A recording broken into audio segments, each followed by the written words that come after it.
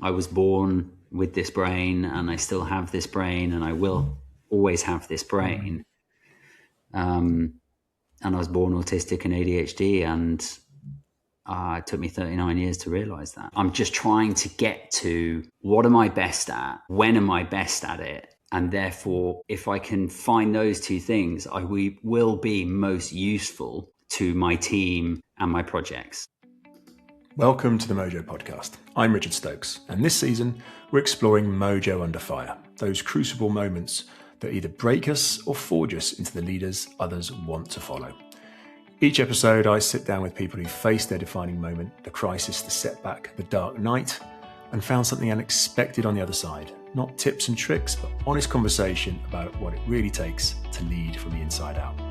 If you're looking for polish, this isn't it. If you're looking for truth, welcome.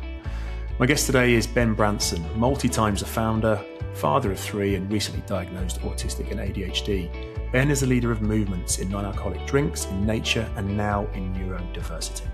This episode is something of a catch-up for us, as it's been 5 years since Ben first appeared on the podcast, and suffice to say, a lot has happened in that time to further develop his leadership in the lab, in the home, and in the office. This conversation is full of wisdom and story, and many takeaways for you. I loved it, and I hope you love it too. Okay, let's dive in. Ben Branson, welcome back to the Mojo podcast. So good to see you again. Yeah, it's nice. I don't really think I've been back on people's podcasts before. Yeah, very, very pleased to return. And as you reminded me, 5 years. 5 years since we recorded. Yeah. As I was just saying, it was quite a momentous day in many ways. It was Seedlip's 5th birthday that very day. So I was hugely appreciative that you took the time to talk to me. And we were both reflecting on it was the day after Trump had been voted in for the first time in the States. One. And were we in a lockdown? Obviously COVID was going on, wasn't it? November 2020. It was in that funny phase. I think we were just out of lockdown before that first Christmas, which didn't really happen. Obviously, I was in Ibiza, which I still am. So I was experiencing it a bit differently to the UK. But you were talking about how, I certainly remember it, how you'd reorged around Seedlip and moved people's roles around an awful lot and been, very fleet of foot in terms of what you needed to do to survive. Yeah, there was a lot of, as everybody did, I guess, a lot of quick thinking and pivots and, adapting. That feels like a really long time ago to me. A lot longer than 5 years, but yeah, doesn't it? I think we've all grown, hopefully, a lot in that time. But Ben, as I did then, I always start with this question. So, give yourself out of 10 today, right in this moment. What's your mojo like right now? Out of 10 today, and we're talking on a Monday. At this time, usually my Mondays I find hardest actually. But I'd say I'm having a pretty good day today. So I'd go for like an 8.5. Great. So that's a relative, certainly for a Monday, that's a relatively high score. Yeah, it's I literally just before we jumped on, I had a text from an investor who's potentially in for £150,000 of our 2 million round. And we've only got 15% left to raise. So that's nice. I've hired a new assistant who joins me on Wednesday, and that was confirmed this morning. We've had a couple of good wins this morning on just some packaging elements for one of our brands. And I just, I sort of work from home. Our distillery is where I live. So I've just managed to go make a coffee and say hello to my wife quickly in the middle of the day, which she was quite surprised about. And then we get to chat again. So, what's not to like? Yeah, well, what I love about hearing your news, but also recognizing even the small wins in life. Investor news, obviously big, but there's coffee with my wife. What a wonderful thing just to lift that sense of where you're at. Yeah, and I guess in this sort of game of snakes and ladders, which is certainly how I view startup businesses and small projects, all those wins can add up and make a massive difference. I'll any of those bits of momentum, because that's all they are. They're just good signals that things are moving, hopefully in the right direction. Yeah, that's huge wins. Yeah, so I love that, taking all that on board, signals of momentum. And I also, the only other question I always ask to my guests is, so your own take on the word mojo. Obviously, you answered this a few years ago. Has it shifted? Is it the same? Just to say, you did mention Austin Powers to me 5 years ago, which is fair enough. It's Then in I'd it's in probably, popular culture. yeah, I'd probably say it's shifted. I think 5 years ago, I'd not been diagnosed autistic and ADHD. I'd only, relatively recently, 12 months ago, so back to 2019, sold the majority of Seedlip, which was my big project. And I hadn't properly kicked off the 3 projects that I'm working on now. So yeah, I am different to 2020. And I guess how I define Mojo, I do look at it or I try and keep it quite simple, Rich, in the sense that I am either having a really good day or I'm not interested. And I tend not to have mediocre days. Not that the bad days are, everything's gone wrong and they're dreadful. But I am someone who's either like, I'm fully into it and I'm feeling it and things are happening and there's momentum, or I'm slightly disengaged, or for some reason, whether it's I didn't get any sleep because of my kids, or I don't know, just things aren't chiming and I don't feel like I'm in the flow of things. And I just have learned to try and not do anything important, if possible, when I don't feel great. That's as simple as I've made it.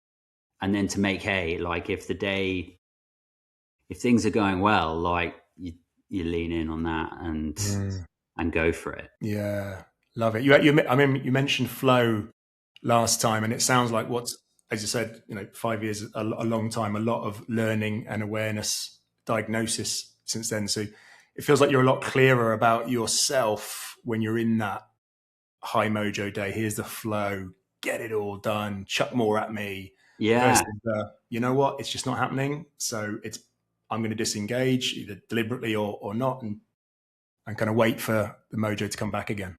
Yeah, it doesn't mean I stop working, but it does mean I do different things. Yeah. And so yeah, I'm not going to make big decisions when I'm not feeling great. I'm not going to, I don't know, send important emails or have important calls when I'm not feeling great. And obviously it doesn't always work out like that, in being that kind of simplistic. But yeah, I do think I've learned to, I guess I've probably learned more certainly in the last 3 years, about when I am at my best and what are the conditions I need to be at my best. And some of that is the environment I'm in. Some of that is the people I'm working with. Some of that is the projects I'm working on. And some of that is the things I'm doing on those projects. And so it's sort of I don't know, it's not like I don't spend ages kind of analyzing all of this. And I don't have it in a spreadsheet and I don't have it in a plan. But yeah, I'm just trying to get to, what am I best at? When am I best at it? And therefore, if I can find those 2 things, we will be most useful to my team and my projects. And so I always think about capacity. I'm always thinking about, how can I get out of the way? How can I not slow things down? How can I give people more responsibility and accountability? Yeah, I have this healthy fear that I'm slowing things down because I'm getting in the way. And so, yeah, the only inbox I have that is at 0, 99% of the time, is my Slack inbox. because that's my team. And so if they need something from me or we need to make a decision, I don't want any of that hanging around. My other inboxes are a bit of a mess. My Slack inbox is always like cleaned down, up to date, on top of, because it's for my team. Yeah, I love that. And I love just the clarity of, we're going to talk broadly about leadership in here and, things that have shaped your leadership. But that clarity of, I love that, what I'm best at and when I'm best doing it, and just really laser focused on that. I just think straight off the bat, so many people listening, I'm sure will tune into that and go, right, okay, yeah, that's a great reflective question for me. Where do I want to be? I'm only really, really good at a few things, right? And I can't speak for anybody else. As I'm 42 now, and I guess I've sort of been in drinks for 12 years, and I'm only really starting to fully be able to appreciate that there are a few things that I'm really brilliant at, and they are real assets to my team, my businesses, and our charity. And so how can I spend as much of my time doing those things that I'm really brilliant at, and outsourcing, delegating, partnering, with other brilliant people who are brilliant at the things that I'm not brilliant at. I mean, that sounds really, really simple, doesn't it? But I see this with my kids at school. Of you start to learn what your children are best at and great at and enjoy doing, and what they find difficult. And the kind of received wisdom is, if they're not good at maths, they need a tutor. They need extra help. Yeah. Yeah. And if they're brilliant at cricket or art or French, then just, that's okay, that's good. But what about sorting out the things that they're not brilliant at? And I'm parenting in totally the opposite way. I'm like, our eldest is a drama scholar and she finds maths difficult. We've never had a maths tutor. She's never had any extra maths lessons. Let's go see a play. Let's watch a musical. Let's do more drama stuff. Yeah. So yeah, I think you can apply that to business. And I know it's not new thinking around sort of experts versus generalists, and how your team is made up. But I guess it's just top of mind for me at the moment, as we're back at the beginning with our projects. They're small, with small teams, and therefore it's really top of mind for me at the moment. Yeah. Well, I mean, I love that authentic, strengths-based thinking and focus. Dive in on that. I totally hear there's a cultural piece that definitely says, well, fill in the weaknesses gap. First of all, call them weaknesses, sure, and then try and play catch up, which is just not just naturally where we necessarily want to be and play. And on that, you talked about the projects, and I'd love for you to just give us a snapshot, because we talked, there are broadly three, if you call them work-based projects, that are really going on at the moment, versus when we last spoke and it was Seedlip and it was one very clear focus. So I'd love to just hear about those and how that difference between, maybe a bit of a juggling act now of projects versus this single-minded focus of Seedlip. Yeah. So there's lots of, you can read lots of things out there about, do one thing well and, be single-minded, and which I massively subscribe to. And that was part of me, I guess, starting out in the drinks industry. Seedlip was absolutely all-consuming, and we were starting a new category, and it went very fast and very big. And I did give absolutely everything to that, and it needed kind of everybody's single-minded focus on it. I think what I'm trying to do now is, hopefully with a little bit more learning and understanding, having done a drinks project before, is we've launched 2 new drinks projects. And one of them, Sylva, which is an aged non-alcoholic spirit that we make here at our distillery. And that is all about, I've created a maturation process that uses wood, doesn't use barrels, and we use ultrasound and oxygen and pressure and time and temperature to effectively make dark non-alcoholic liquids that you can sip and slow down with. And the magic of that project, I guess the thing that I love so much about it, is we're working with the most underestimated raw material for flavor, wood and trees. And I can talk all day about trees, Rich, but there are 73,000 tree species. And I can tell you, because I've tasted over 250 of them, they are full of flavor. And they are so diverse in terms of a source of flavor.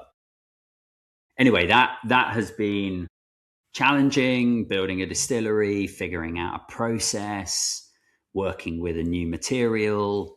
But, we've just gone live on Ocado. We're in all these Michelin-star restaurants, Selfridges, Berry Brothers, started at the top, very much like Seedlip. And the reaction and the response has been pretty amazing and pretty overwhelming and very positive. And we're doing something no one's done before. And we're building our second distillery in upstate New York at the moment to work with North American tree species and North American grain. And so that consumes a lot of my time, energy, emotion, learning, research. It's challenging, it's head scratching.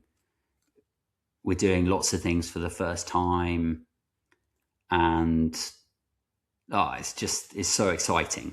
And it's that one there, Ben, doing things for the first time, because that's definitely what, obviously, when we spoke previously, Seedlip created a category out of nothing. And I remember you said the feedback was mixed. Some people said you're insane. And we talked about the importance of being deluded, doing something that people can't even contemplate doing. But here you are again. I get this sense of pioneering. And does that drives you? I'm getting that sense that really drives you forward. Yeah, I don't know. Sylva as a project started for me before Seedlip. I was consulting on a design project in the US, in Kentucky, with working with this old guy who had started using UV and ultrasound to match 12-year-old bourbon in 3 weeks. And I found that project absolutely fascinating. And so not long after Seedlip launched, I bought an ultrasound jewelry cleaner. And I put some wood chips in there, and I put a bottle of Seedlip in there. And I learned I could make a liquid that was kind of yellowy and tasted a bit woody. And ultimately, the ultrasound could be a way of extracting flavor and color from wood, rather than it sitting in a barrel for years and years and years. And so that, but Seedlip was all about botanicals. It kind of wasn't about aged spirits. And so I've learned this, being autistic, I can be very, very patient, and I can be very methodical and incredibly strategic and very logical. And then being ADHD, I can be, that all goes out the window and let's just fucking do it. Let's get on with it. And so Sylva has been, and part of the last 3 years has been understanding this push-pull and harnessing it and using it from a work perspective to, try and get my brain to work in harmony as much as possible and take the best bits of both those aspects. And so, Sylva's actually, it's been a long time coming, and I'm not dramatizing when I say that what we've built 12 months in is a dream come true. Like, it really is a dream come true. And, you'll have heard me last time wax lyrical about how much I love nature and how much it means to me. And this is another opportunity where I get to learn about trees, and I get to learn about flavor and provenance and all the things that, regardless of drinks, just I get to learn. And so I definitely don't think in what can I do that no one's ever done before terms. And I don't think in what is the gap and what hasn't someone tried. I am, this does all happen quite organically for me. And, Season, our second project, which is a pair of cocktail bitters, so like Angostura, that you dash into your drinks. Yeah. That started in 2017 for me. And that was led by, me. I mean, I experimented with 80 different ingredients, 80 different herbs, spices, to make different blends of cocktail bitters. So very strong, intense liquids that you add and can really transform or complete a drink or a cocktail. And we were doing that for events and giving some to bartenders. And it wasn't a business. There weren't any other things that we could use or find to work with the Seedlip cocktails we were making. And so that was that was a gap, sure, but that was just an opportunity to kind of make something. And I guess I have learned that with everything that I do, I want to make something that changes something or that meets a need. And everything I'm doing doesn't feel like work because it's an expression of what I think and how I see the world and what's important to me. And that is I feel very privileged in a sense to kind of, no, not privileged because I don't know any other way, but it feels great. It feels great that everything I'm interested in, I get to work on. Yeah. Look at that. Look at what you've created. Look what you've created. And that's, I sort of scribbled down something about your creativity and coming from need, but this ability, this desire to create. I say not because it hasn't been done before, because there's a requirement and I can go and fill it. And this sense of learning, I get this deep sense of the fulfillment of learning more and going literally deeper into nature. I love my children. Like I love my girls to bits. But I know I would know so much more if I didn't have children, because Go on then. I do know my projects and my family are the most important things in my life. I don't have friends. I don't have a social life. And I'm very boundaried with how I work.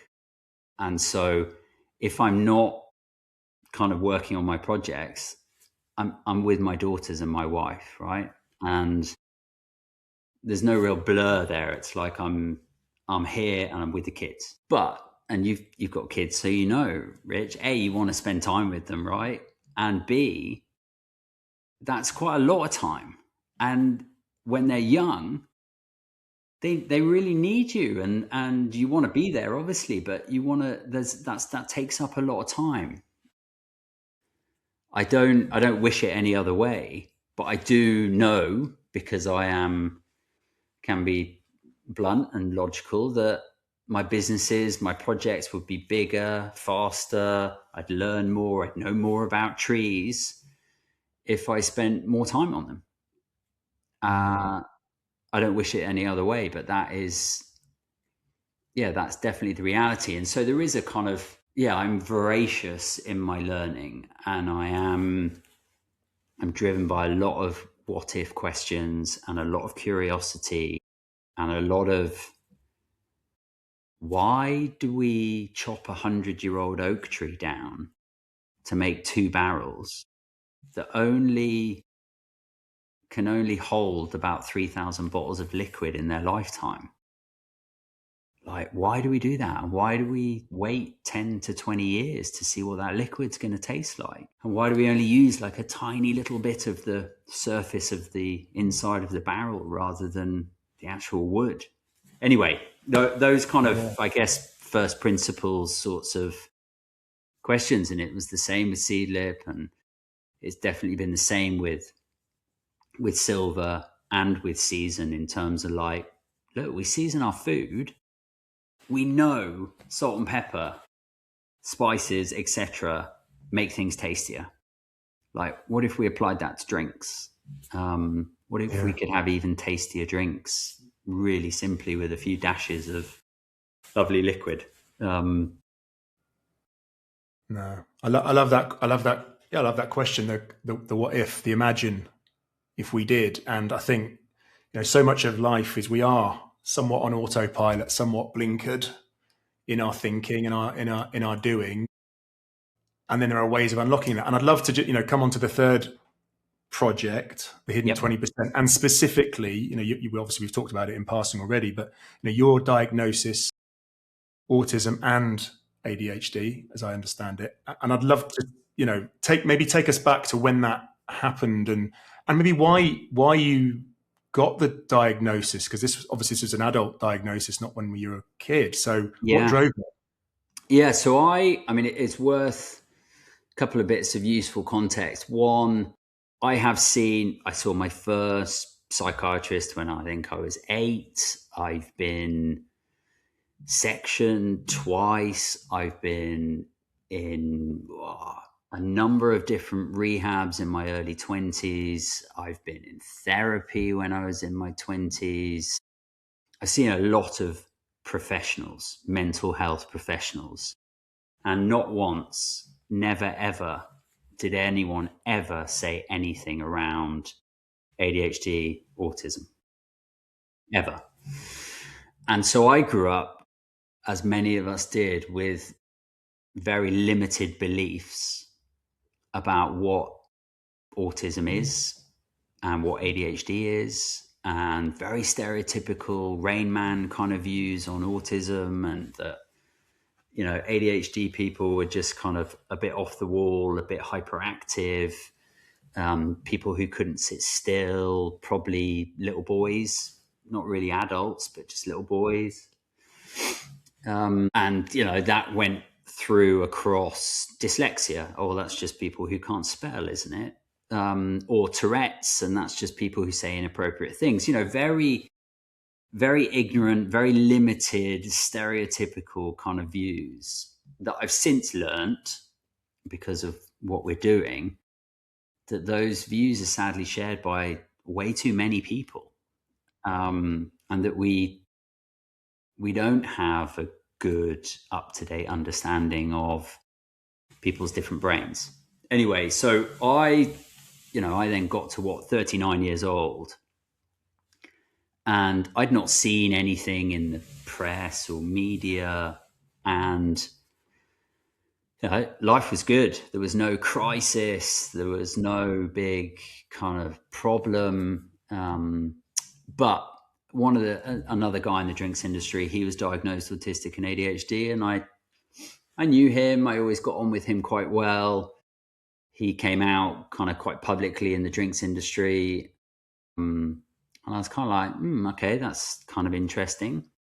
And then probably about 6 months later, I was listening to someone on a podcast, and they were kind of talking a bit about autism and a bit about ADHD. And I started sort of relating to a bit of how they were thinking about themselves and how they were talking. And again, it was just like another sort of seed sown. I think I was saying earlier, some things I can be really patient on, and they actually take quite a while to materialize. And I then just found myself, doing a bit of Googling, and what is this autism thing? I was really focused on autism actually initially. And that led to, you can do like an online test, a little sort of screener. Okay, I've come out scoring quite highly on that. Nah, I can't be autistic. And so this was a process of, it was about a 9-month kind of dust settling, clarifying. I mean, meanwhile, this was, my wife was 8.5 months pregnant with our third daughter.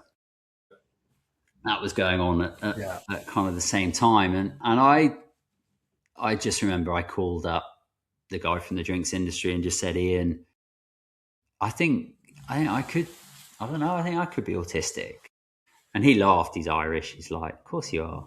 And I said, who did you go and see? Because I think there's this massive waiting list for the NHS. And, I'm fortunate I could go privately. And so he put me in touch with Renata, the psychologist that diagnosed me. And that started a kind of 12-week process with her. And I didn't tell anyone. I didn't tell my wife.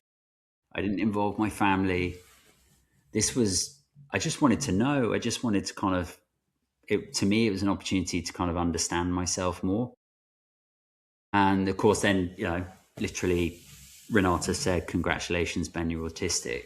And then I realized I was the last to know when I told other people, and no one was surprised. And that was I sat down with Heston Blumenthal on our podcast, and he said exactly the same thing. And I sort of felt a mixture of, yeah, of course, that's great that it's not a surprise to people, because that's good. They are seeing you. And then also, but how did you not know? And then a tinge of sort of sadness around that, of being the last to know. But regardless, it was the most liberating moment for me, I think, and the most empowering moment, in the sense that it wasn't really about the word or the label or anything like that. It was somebody kind of going, here's some information that you can go and do something with, that you can look into, that could help you understand yourself more.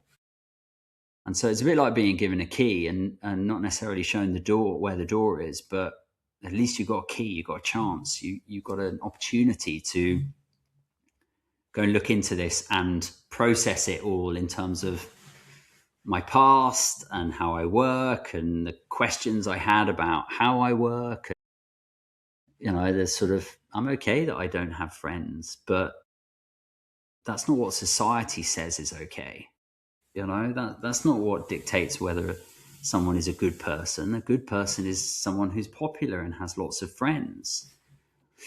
Anyway, it set off a lot of hairs running. And then I got the ADHD diagnosis probably about 6 months later. But the really important thing that happened was, because I like to learn things, I wanted to understand what was going on.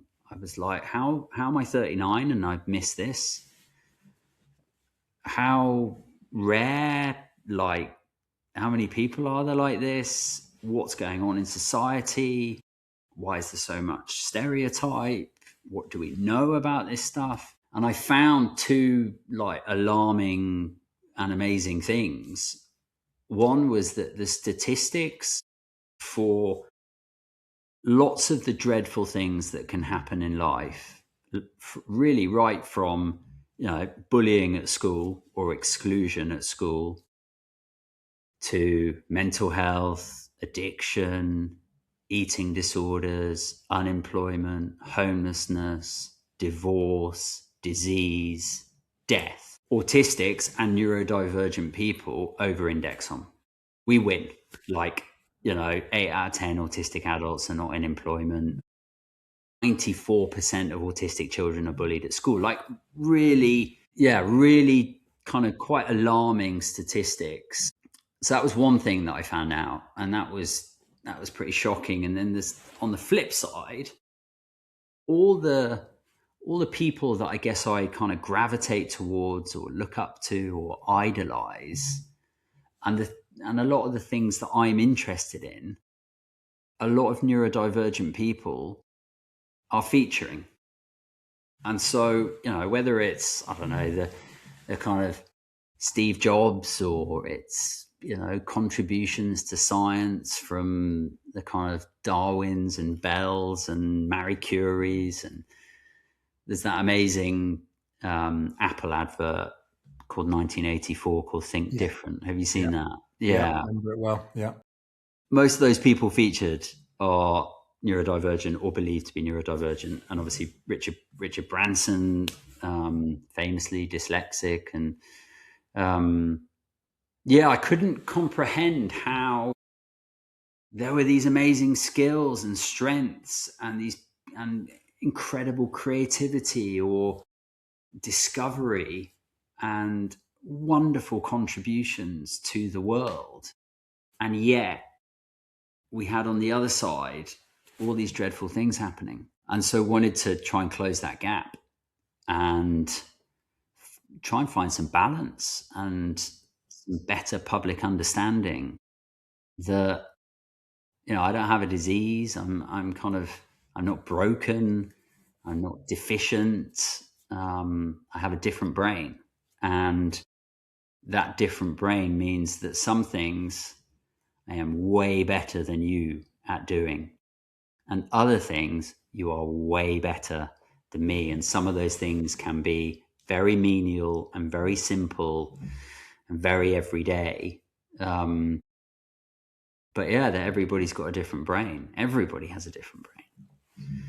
And so we set up the charity called the Hidden 20%, based on the fact that our belief at the time was that 20% of the global population are neurodivergent.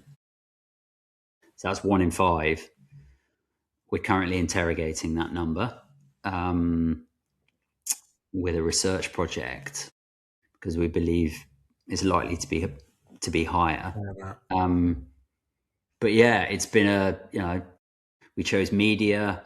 So we launched a podcast and a whole load of social, and we release every week, and the numbers and the community and the impact and the emails we get, has been really mind-blowing the last 2 years to kind of have, I think our content reaches 4 million people a week.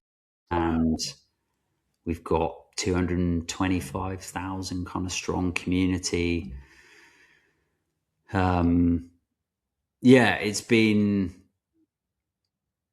brilliant, and to get the opportunity to sit down with, everyone from like neuroscientists to meeting heroes of mine like Heston Blumenthal to people on the front line, like running amazing organizations and doing amazing work or writing amazing books about this or researching this.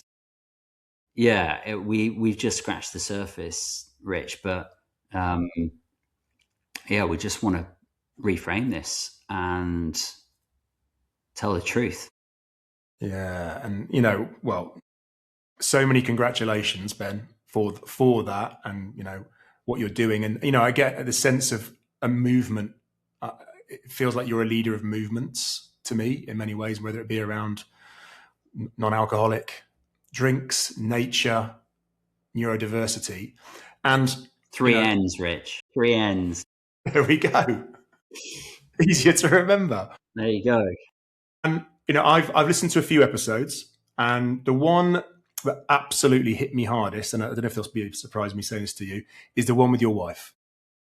That is an incredible, even calling it a piece of content seems just a bit trite, a conversation that is so brave and honest and raw. And if people are listening, please listen to that episode. I'm sure there are other fantastic ones as well, but that just struck me as a husband, yes, as an incredible conversation to have with your partner. How was it just setting that up and doing it, and then the response to it? Yeah, it was an interesting one because we've now recorded, Sam, my wife, we've recorded 2 episodes, and one was, a few months in. And that was, we were both in bits on that one. And that was a lot about our relationship, how Sam has really struggled to really come to terms with me being autistic. I think she actually likes me being ADHD, but she struggles more with me being autistic and the change that happened in our relationship around that. And then the second episode focused more on one of our daughter's diagnoses and how far we've come, and then talking about shutdowns and the shutdowns that I've experienced. And I didn't cry in that second one, but Sam did. But the emails that Sam getting an email basically saying that because of our episode, a lady was about to walk out on her husband and didn't, because of her getting some sort of renewed hope or understanding about her husband and their relationship from our episode. And we always used to say at Seedlip, like, guys, look, it's it's drinks. We're not saving the world. We're not kind of changing the world, in that sense. It's not life and death. But when neurodiversity is concerned, it kind of, as we're learning, it can be life and death, and it can be the difference between marriage and divorce. And I don't know, it's really tangible in that sense, and it's highly charged and it's highly personal. And I think Sam and I can't speak for Sam, but I think there was nothing on there that we hadn't ever discussed before between us. But I think it's one of those things where it's like we just want to do the right thing and want to be helpful. And so if we're going through this, the chances are probably quite high that there are other people going through this and in this situation. And I guess that there's an element of responsibility that comes with, all right, we've got an audience, we've built a kind of community. We take our credibility really, really seriously, and the truth very seriously, because there's a lot of rubbish and a lot of misinformation out there. And so accuracy is very important to us. And it's brilliant when you hear, I find it interesting when you hear an expert talking, right? And someone unpacking like some research, or I find that interesting, but not everybody wants to hear expert, information. Those personal stories and that kind of real experience where it's really genuine, people really do respond well to as well. So I think we've got kind of neuroscientists one week, and then we've got me and my wife crying the next week. And I think that's right to have both, rather than, but who's this for and what kind of content are you putting together? It's kind of like, no, we do episodes we know are not going to be big. We do. And people don't want to listen to an episode about suicide. And that's terrible, but it makes sense. But that's important for us to do for International Suicide Awareness Day, that we did an episode about suicide. Because if we were just doing it for the algorithm, we wouldn't do anything on dyslexia. We wouldn't do anything on suicide. We wouldn't do anything on the menopause. We wouldn't do anything on all, associated kind of brain injury. We wouldn't do anything on those other niches. We would just do stuff on ADHD, basically. It just feels like it's an important one. And my middle daughter was diagnosed autistic nearly a year ago.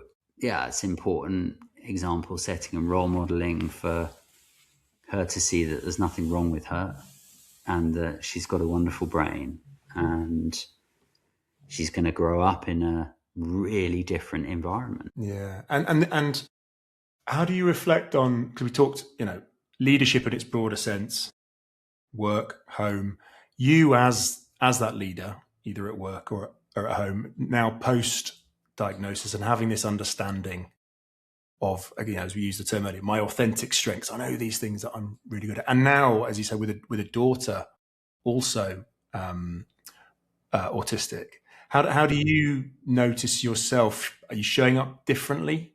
Are you what's I am more myself than I've ever been. I don't I masked a lot, which I guess is how can I appear to make lots of eye contact and appear to be sociable and appear to, not find any of this stuff difficult. And then, be absolutely exhausted. And I think all of our social batteries, just as a massive, big generalization, have changed. Like there is a shift, and COVID's part of that shift. Tech and social and stuff are all part of that shift as well. But socializing is changing, and how we spend our time is changing, and therefore our social batteries and our attention spans are changing as well. And that's not because people are ADHD, or that's not because, that's that I feel in my bones is becoming a universal truth, that there's just that shift is happening. But I think partly because I'm a bit older now, and therefore I know myself a bit more. I know what I like and what I don't like, and I'm quite happy to say what I like and I don't like, and I do and don't agree with. I think I'm much clearer on my boundaries in terms of I don't work weekends and I don't work evenings, and I don't tend to have meetings before midday, and I try not to make big decisions in the afternoon. And we don't do any internal email. I mean, we haven't done for 10 years. And so just some of these ways of working that I realize suit my brain and suit my working style. And then being able to kind of model that clarity for my team becomes, I think, is where the magic really starts, because we've got a small charity team, everybody's neurodivergent, and we've got a small drinks team, and most people are neurodivergent. And so that becomes hopefully when you've got kind of leadership asking you, how do you best like to work? How do you like to receive information? When's your brain at its best? All that sort of stuff. Yeah, it just makes for, my hope anyway is clarity, and just great performance, that people are able to be at their best because they feel safe and they feel empowered. And that's got nothing to do with kind of capability or skill set. That's Luke Bearden is this amazing, he doesn't like being called an expert, even though he's worked in autism for 30 years and teaches like a postgraduate course on it, and has written 9 books on it. We might say expert. Yeah, he doesn't like to be called an expert. He's a brilliant man and a brilliant speaker. And he was telling me about this golden equation he has, which is autism plus environment equals outcome. And so put me in the right environment and I can thrive, and put me in the wrong environment and I cannot. And that equation, I think, is true across so many different, not just autism, but in the workplace, for kids at school, and anybody whose brain works a bit differently. I think the environment is huge, and you're trying to create the conditions where people can thrive. And that's, I guess, what I'm trying to do with my teams by sort of modeling how it works for me, or how I can be at my best. So that you get that reciprocal piece of, oh, it's okay to do it a different way. Okay, great. Actually, Phoebe she really likes voice notes. She reads the transcription and she can hear the voice note. And that is the best way I can deliver information to Phoebe. Great. I know that. I don't have to think about that every time. But I know that works really well. And I know Kristen and I have lots of phone calls. and that's great because I love a phone call. So I mean, we're not a huge company, Rich. So it's a real luxury to be able to tailor everything and have everything so individual, but all in service of, if people are happy, safe, empowered at work, they're going to do better work, and that's a win-win. Well, there we go. And, one of the areas I love to get out from people on the podcast is about these amazing insights and wisdom. And then you're sharing so many of them there, but just how to create an environment for potentially 20%, maybe more, of your team who may know they are neurodivergent, may not know. But Yes. just the things that we can do. And I do appreciate there's a scale piece here, but I also think when it comes from what I'm getting, this profound care and kindness and very, very deliberate, intentional, you might say, about how you lead, then I think you can scale it up that way. Yeah, I do. And I think empowering the team, that it should all sort of flow in and around and through, the company, the organization. So if there's a new joiner, or, we're hiring a couple of people in the US at the moment. So that's, physically different, because they're, on the other side of the world. So I would hope that it is absolutely scalable, because it's much more about kind of a work ethic and an attitude, and obviously the culture and the kind of company or the kind of expectations that are set. And I think for anyone listening who's kind of like, well, I don't know if I am, or I don't know if my colleague is, or my boss is, or my manager, etc., or people in my team, I think that the number one thing, and I say this when parents ask me what they should do about their children who are neurodivergent, or their partners, I think this is my one thing that seems to work across it all, is curiosity. And it's not about asking direct judgment kind of questions. It is about jumping into their world, and it is about being curious about their brain. And 3 years ago, or 4 years ago, I would never have said the words, "I love your brain." And I always say it to my guests, and I say it to my daughter. It's you can take away whether it's autism, ADHD, dyslexia. It doesn't need all those labels, and hear about how someone's brain works, and be curious about how they see the world and how they process information.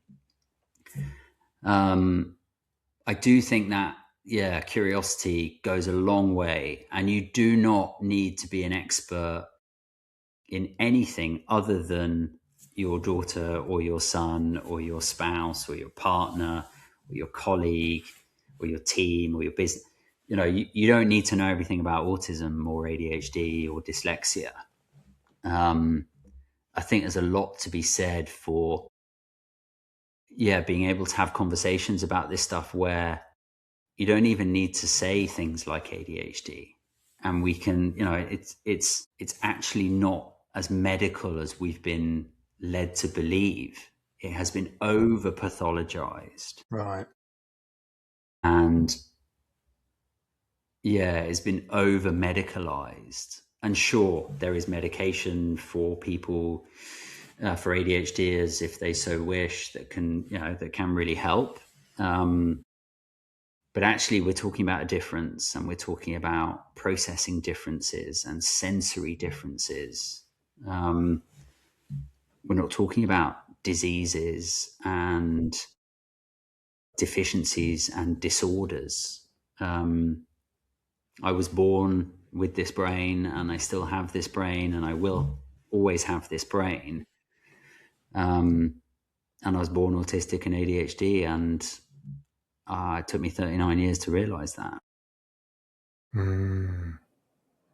Yeah, and sort of sort of coming towards a bit of a close for the chat today, Ben. Just taking a bit of a, because you're very good at this. We touched on it already, looking towards the future with that curiosity, with that sense of I wonder what's coming. Thinking again, broad strokes about leadership. What does leadership need to be in the future? God, I genuinely do not know the answer to that, Rich. I think I noticed that I've been exposed to, and we all have, lots of different kinds of leaders growing up. Parents, teachers, bosses, captains of teams, etc. Like there are loads of different leaders that we see.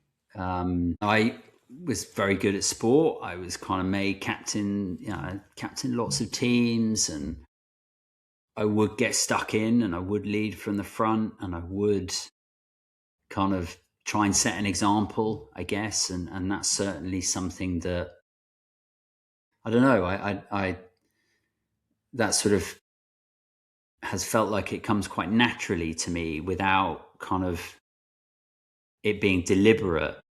And I don't know what that says about me, but I think having kids has certainly put a new lens on leadership for me, of just I am looked to, right? And kind of whether you're a natural leader or not, I am looked to by my children as to like which direction to go in life and what are we doing today? What do I think about something? And the same in terms of having a team. And so I kind of wear all that actually most of the time quite heavily in terms of pressure and responsibility that I bring on myself. But I really, to take it kind of down a notch, what I really want to, I've got 3 daughters, and I'm desperate to show them that men are kind and men tell the truth and men can support and men can be safe. And that's not because anything's happened to my daughters, but I don't know, in this kind of weird mixed up world, obviously masculinity and the role of a man is in lots of ways changing and shifting, and some of that is really bad and some of that actually is really good and really healthy. And I'm just acutely conscious that I find myself being quite ashamed to be a man at times, and feeling weird levels of guilt about being a man. And so I really want that to change, and I really want really good men to lead, and my daughters and my wife to have good men around them and good allies.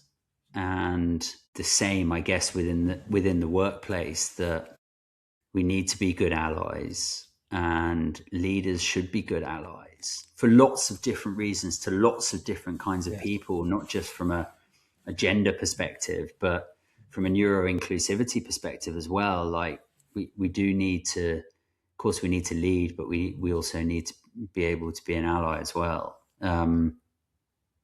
Sorry, that was a very long answer, Rich. No, I love that. Absolutely. Honestly, Ben. I know that we kind of sprung that on you. That was not prepared, but I think that's right from the heart. That share in terms of what's important and where you're putting your focus and your attention, and being that ally, be it at home with your wife and your kids, or in the workplace, and that's it. If leadership is it's about influence, essentially, and you're influencing all of us around us all of the time with that intentional approach. And I love that. Because I think that's an important part of being a human being, and I also think that's an important part of being a father and having responsibilities of children, and of being a business owner and having responsibilities to a team there. So I that doesn't mean I'm not excited about the next sort of 10 years, but I think I'd love to be getting to the end of the next 10 years going, I'm really proud to be a man. Yeah. Wow. I think there's a whole podcast series in there somewhere. we need that. Ben, I have loved this conversation. I loved it 5 years ago. I loved it today. Let's not leave it another 5 years. We'll talk again. But great to see you, Ben. I really appreciate you coming on the Mojo podcast today. Thank you for having me.